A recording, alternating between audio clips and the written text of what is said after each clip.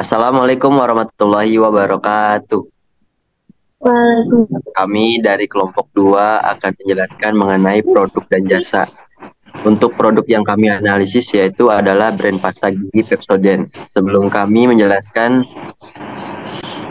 izinkan kami mengenalkan terlebih dahulu. Kenalkan, nama saya Kanisha Nadan Zoe. Nama saya Dewi Aisyah. Nama saya Siti Khadijah. Nama saya Muhammad Arif Iftiar. Nama saya Muhammad Rafliansyah. Nama saya Fiza Ananda. Nama saya Dimas Akselino Paendra. Nama saya Ulia Kurnia Putri. Awal permasalahan bisnis. Awal permasalahan bisnis adalah setiap tantangan, hambatan, atau masalah yang dihadapi oleh sebuah bisnis dalam menjalankan operasinya. Permasalahan bisnis dapat bermacam-macam dan bisa timbul dari berbagai aspek dalam bisnis, seperti manajemen, pemasaran, keuangan, sumber daya manusia, produksi, atau hubungan dengan pelanggan. Contoh, Pepsodent adalah merek pasta gigi yang pertama kali dikembangkan pada tahun 1915 oleh perusahaan Amerika Serikat. Pepsodent Company awalnya Pepsodent menghadapi tantangan besar dalam memasarkan produknya dan meyakinkan masyarakat akan manfaat perawatan gigi. Pada masa itu, konsep perawatan gigi masih kurang dikenal, sehingga Pepsodent harus membangun kesadaran dan minat terhadap pentingnya kebersihan gigi dan mulut.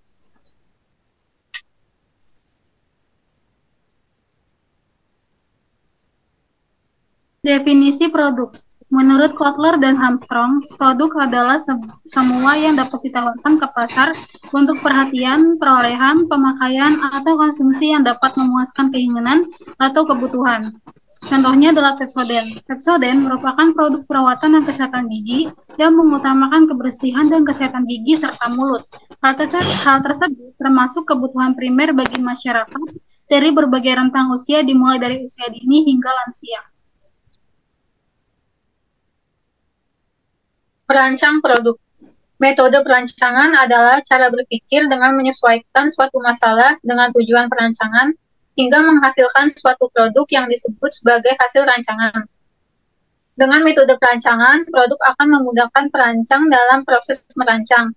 Model perancangan produk dapat dibedakan menjadi dua model, yaitu model deskriptif dan model preskriptif.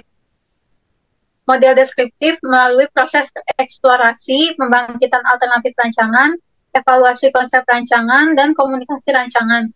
Dengan preskriptif melalui proses pemrograman, pengumpulan data, analisis, sintesis, pengembangan, dan komunikasi.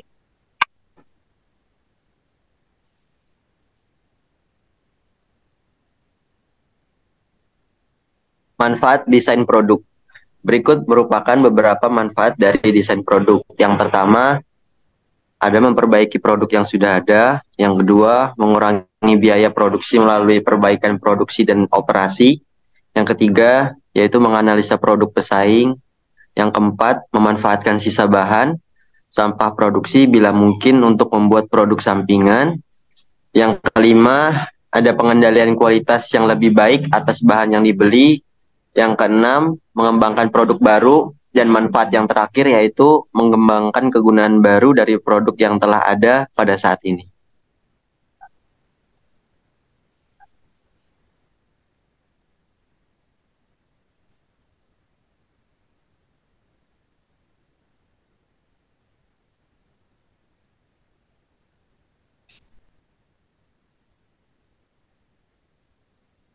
Manfaat merancang produk.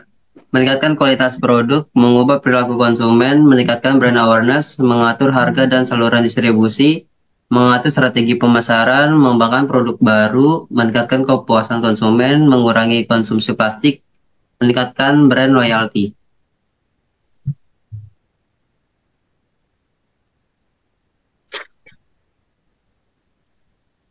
Analisis SWOT adalah alat strategis yang digunakan oleh perusahaan untuk mengidentifikasi entah itu kekuatan, kelemahan, peluang, dan juga ancaman, yang tentunya mempengaruhi baik kinerja dan juga posisi perusahaan dalam industri yang bersangkutan. SWOT dapat membantu perusahaan dalam merencanakan strategi yang efektif dan mengambil keputusan yang tepat untuk mengoptimalkan keberhasilan jangka panjang. Nah, analisis SWOT pada Pepsodent seperti berikut atau sebagai berikut.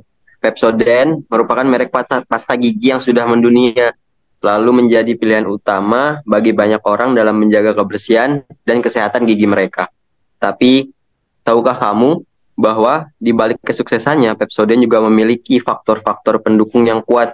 Nah, melalui analisis SWOT inilah kita dapat mengungkap kekuatan, kelemahan, peluang, dan juga ancaman yang berkaitan dengan brand pasta gigi ini.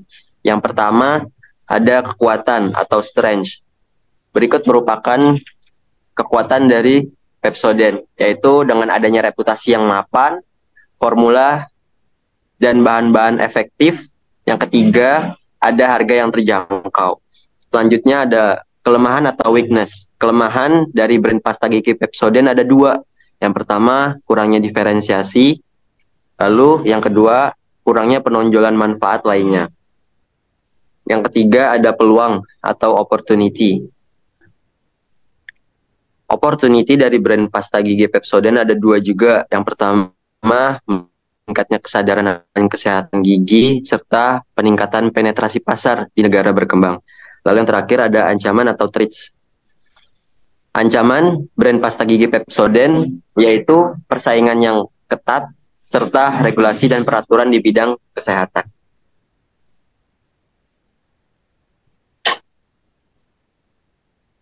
Sumber ide. Menurut Sri Widarwati, sumber ide adalah segala sesuatu yang menimbulkan seseorang untuk menciptakan desain ide baru. Sedangkan menurut Chodia dan Wesley, sumber ide adalah sesuatu yang dapat merangsang lahirnya kreasi baru.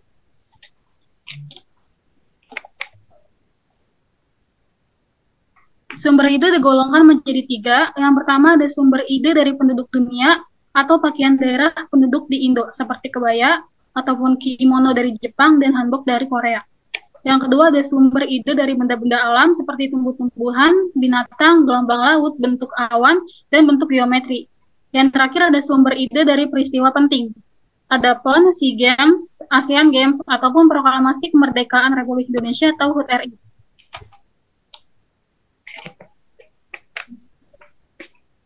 Ada 4 hal yang dapat dijadikan sumber ide. Yang pertama adalah ciri khusus dari sumber ide. Seperti pada HUT RI, identik dengan bendera merah putih diikuti dengan ilustrasi dengan berbagai ras pada kemasan Pepsodent. Yang kedua ada warna dari sumber ide. Contohnya ada karko atau arang yang identik dengan warna hitam. Yang ketiga ada bentuk atau siluet dari sumber ide seperti batik pada kemasan Pepsodent. Yang terakhir ada tekstur dari sumber ide.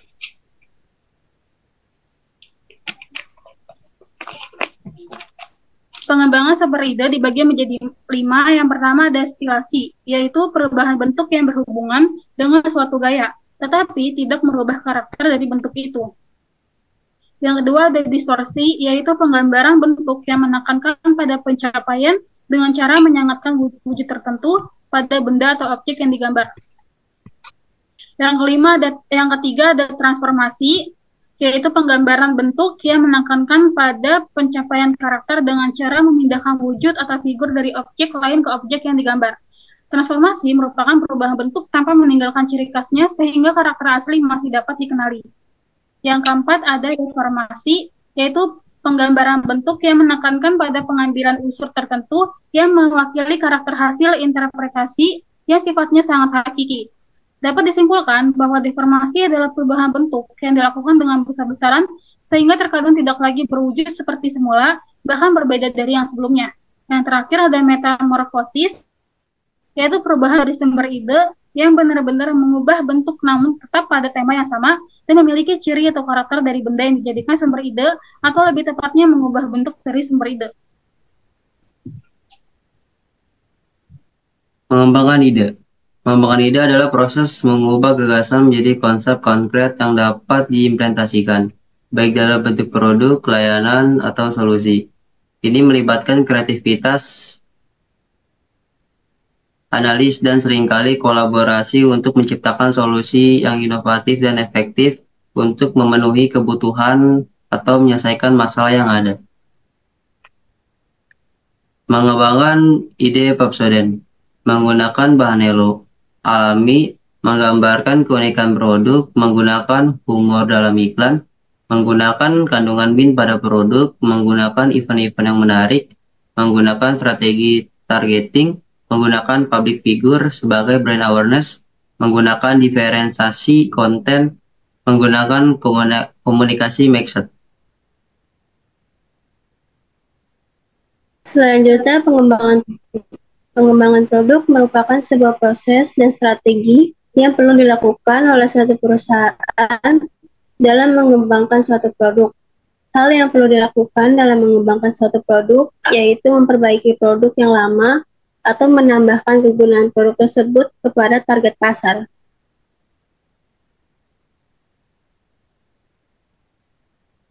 Berikutnya ada pengelompokan produk. Produk sendiri diklasifikasikan menjadi dua, yaitu jasa dan barang.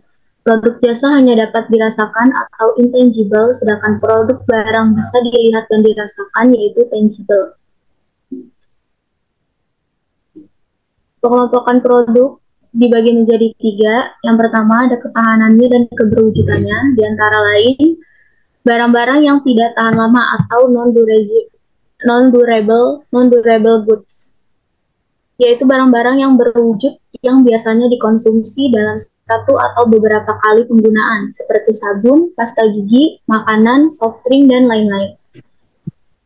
Yang kedua, ada barang tahan lama atau durable goods, yaitu barang-barang berwujud yang biasanya dapat digunakan untuk waktu yang lama, seperti lemari pendingin, mesin fotokopi, pakaian, dan lain-lain. Dan yang terakhir, ada jasa atau servis, yaitu produk yang berwujud, tak terpisahkan, bervariasi, dan dapat musnah, seperti salon, nasihat hukum, dan perbaikan peralatan.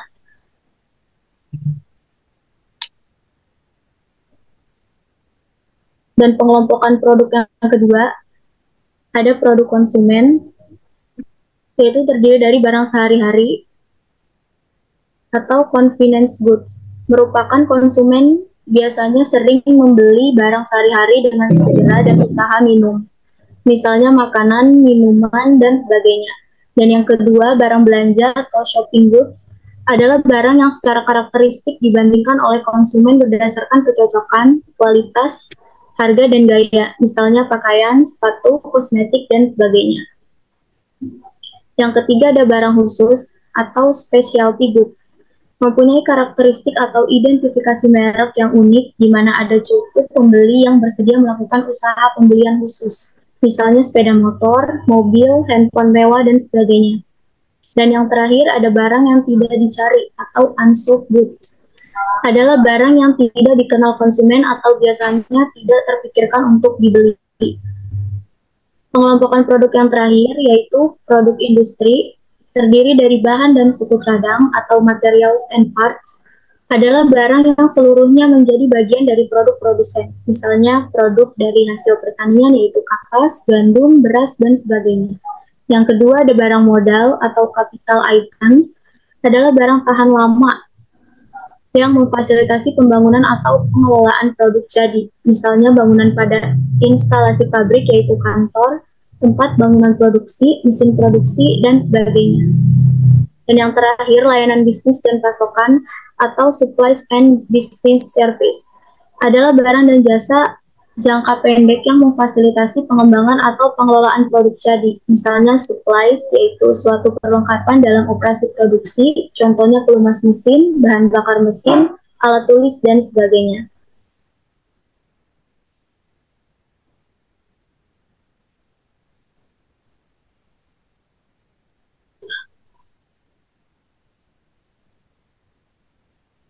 Raffian, maaf bisa dikeser. Ya. Kemudian ada barang dan jasa.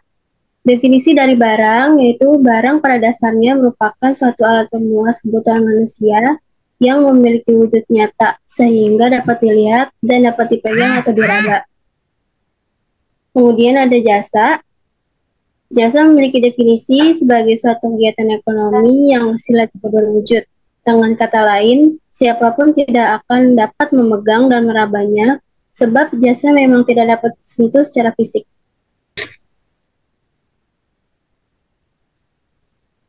Siklus hidup produk. Siklus hidup produk atau product life cycle adalah suatu grafik yang menggambarkan suatu riwayat produk sejak diperkenalkan ke dalam pasar sampai dengan ditarik dari pasar. Siklus hidup produk penting dalam pemasaran dikarenakan memberikan pemahaman yang mendalam tentang dinamika bersaing suatu produk.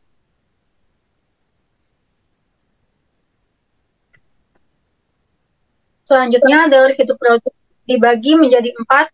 Yang pertama, tahap perkenalan. Dalam tahap ini, barang mulai dipasarkan ke dalam jumlah yang besar, meskipun volume belum sesuai. Yang kedua, tahap pertumbuhan. Dalam tahap ini, penjualan serta laba akan meningkat dengan sangat cepat. Yang ketiga, tahap pendewasaan. Pada tahap ini, laba produsen ataupun laba pengecer mulai turun. Yang keempat, tahap kemunduran atau decline. Dalam tahap kemunduran ini, barang baru harus sudah dipasarkan untuk menggantikan barang lama yang sudah jadul.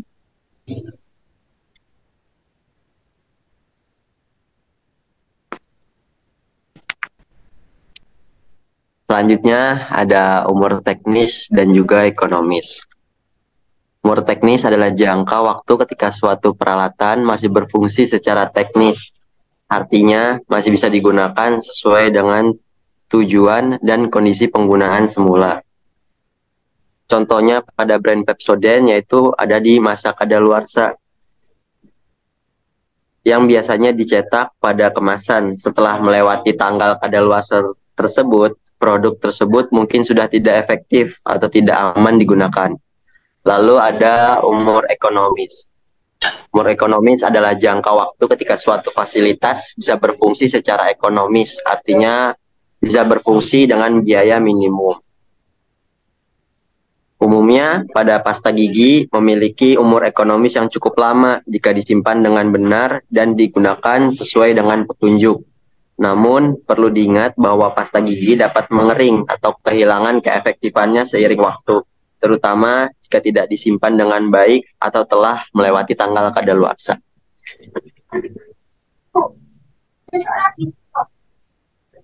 Teknik perancangan produk. Teknik perancangan produk adalah rangkaian langkah atau aktivitas yang digunakan oleh bisnis untuk merumuskan, mendesain, dan memproduksi suatu produk. 1. Line extension. Pepsodent mengembangkan varian baru pasta gigi dari triple action sampai herbal cooling serta mengeluarkan sikat gigi yang inovatif. 2. Brand extension. Pepsodent mengembangkan produk lainnya yang berhubungan dengan kesehatan gigi seperti obat kumur dan sikat gigi. 3. Green marketing. Pepsodent menciptakan produk yang ramah lingkungan yang memiliki kemungkinan menarik konsumen yang lebih selektif. 4. Inovasi produk. Pepsodent melakukan inovasi sesuai dengan berbagai segmen kebutuhan konsumen. 5. Komunikasi dan promosi. Pepsodent menggunakan metode periklanan yang menarik untuk mengkomunikasikan produk ke konsumen seperti melalui TV dan kebiasaan menyikat gigi sebelum tidur.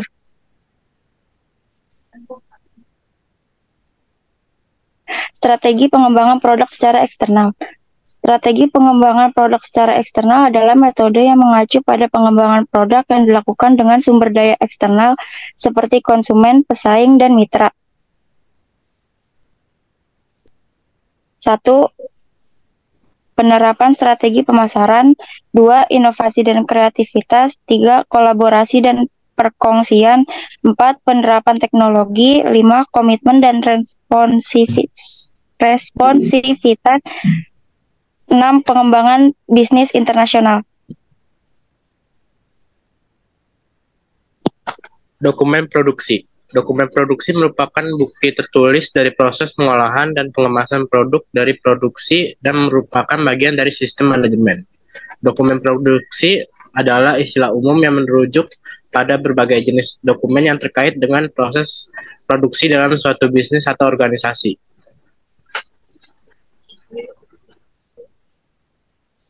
Berikut adalah contoh-contoh dokumen produksi. 1. Dokumen produksi induk. 2. Prosedur pengolahan induk. produksi, dan 3 prosedur produksi. Prosedur pengemasan produksi.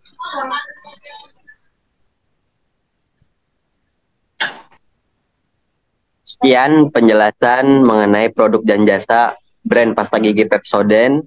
Apabila di dalam penjelasan ataupun di dalam perkataan ada kesalahan, kami memohon maaf yang sebesar-besarnya. Sekian dari kami. Wassalamualaikum warahmatullahi wabarakatuh.